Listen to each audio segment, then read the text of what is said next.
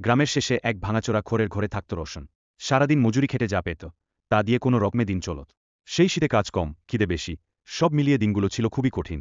একদিন ভোরে মাঠে কাজ খুঁজতে বেরিয়ে রোশন দেখল গ্রামের পুকুর পাড়ে এক বৃদ্ধা কাঁদছেন। তিনি তাঁর নাতির জন্য ওষুধ আনতে বের হয়েছিলেন, কিন্তু পথে থলে হারিয়ে ফেলেছেন। থলেতে ছিল সামান্য কিছু টাকা, যেটা দিয়ে ওষুধ কেনা ছাড়া অন্য কোনো উপায় নেই।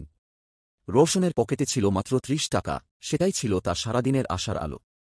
তবু বৃদ্ধার কাঁদামুখ দেখে সে থেমে গেল। নিজের কষ্ট ভুলে সে টাকা তুলে দিল বৃদ্ধার হাতে। বৃদ্ধা বিশ্বাসই করতে পারলেন না। চোখ ভেজা হাসি নিয়ে বললেন, বাবা, আজ তুমি আমার নাতিকে বাঁচালে। আল্লাহ তোমার মঙ্গল করুক। সেদিন রোশন সারাদিন কাজ পেল না। খালি পেটেই সন্ধ্যা ঘনিয়ে এল। কিন্তু যখন সে নিজের ঘরে ফিরল, দেখল তার দোরগোড়ায় এক বস্তা চাল, কিছু ডাল আর গরম কম্বল পড়ে আছে। পাশে একটি ছোট চিরকুট। দান কখনো ফিরে আসে না, সে সব সময় দ্বিগুণ হয়ে ফিরে আসে। রোশন বুঝল ওই বৃদ্ধাই কৃতজ্ঞতা জানিয়ে পাঠিয়েছেন। সেই রাতে তার ঘরে আলো জ্বলল,